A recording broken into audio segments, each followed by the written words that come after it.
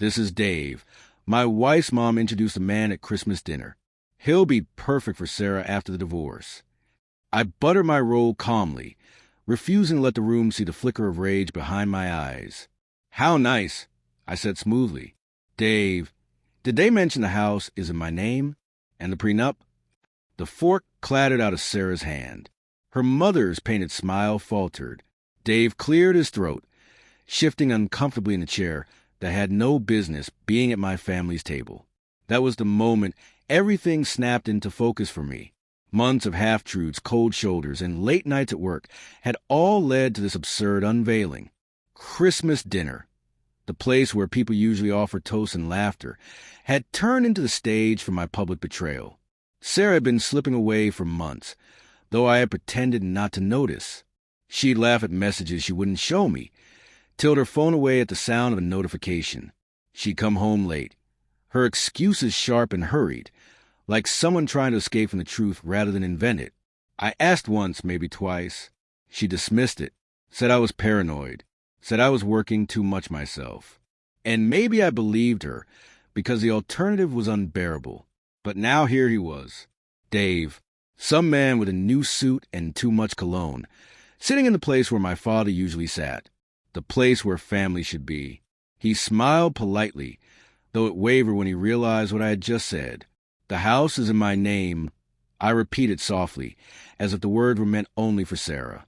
"And the prenup is ironclad." The room was silent, except for the faint crackle of the fireplace. Her mother looked like she wanted to scold me, to smooth this over, but the truth had already leaked into every corner of the room. Sarah finally spoke. "This isn't the time," she whispered, her eyes darting toward her mother, then to Dave, then back to me. "Oh, I think it's exactly the time," I replied.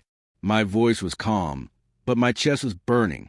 "If you're going to parade my replacement into Christmas dinner, we might as well put the cards on the table." Dave shifted again, tugging at his collar. He looked at Sarah like a man who realized too late he had walked into the wrong story. He probably thought she'd been honest with him, told him her marriage was already dead. Maybe she had. But here I was, flesh and blood, buttering a roll as if this were all theater for my amusement. The truth is, betrayal rarely arrives with fireworks. It creeps in quietly. It's the silence after you say, "I love you," and get nothing back. It's the way she stopped waiting up for me, how she started locking her phone. It's the hollowness of a kiss that used to mean something. And then suddenly, one December evening, betrayal sits across from you at your own table, wearing a stranger's face. I could have shouted. I could have flipped the table, hurled the turkey against the wall, demanded answers right there. But I didn't, because the real power in betrayal isn't in the noise, it's in the stillness. "You see, Dave," I said finally, placing my butter knife gently down, "they may not have told you everything. Sarah and we have a prenup, one that protects me from unfortunate situations like this." Sarah's face drained of color. She hadn't expected me to fight back, not like this. She had painted me as a fool, the oblivious husband who would walk away quietly, leaving her with the comfort of the house and the security of my years of work. But she had forgotten I read every line of that contract before I signed it. She had forgotten that my name wasn't just on the papers. It was etched into every brick of that house. Dave muttered something, half-hearted, about not being part of this, about not knowing the details. I almost felt sorry for him. Almost. He was just another chapter in her story of discontent, a distraction she thought could replace the life we built. I let the silence linger, then pushed back my chair and stood. "Merry Christmas," I said flatly. "Enjoy the meal." And with that, I left the table, left Sarah staring at her plate, her mother's hand frozen in midair, Dave looking like a man who'd been invited to the wrong dinner party. I walked into the cold December night, my breath cloudy in front of me, my heart pounding with something that was not quite grief, not quite rage. Because here's the truth no one tells you. Betrayal doesn't always end with screaming. Sometimes it ends with a quiet realization that the life you thought was yours was already gone long before you noticed. In the weeks that followed, Sarah tried to explain. She said her mother had overstepped, that Dave wasn't what it looked like, that she was confused. But once betrayal takes root, It never fully leaves. I listened, but my heart had already closed its doors. Papers were filed.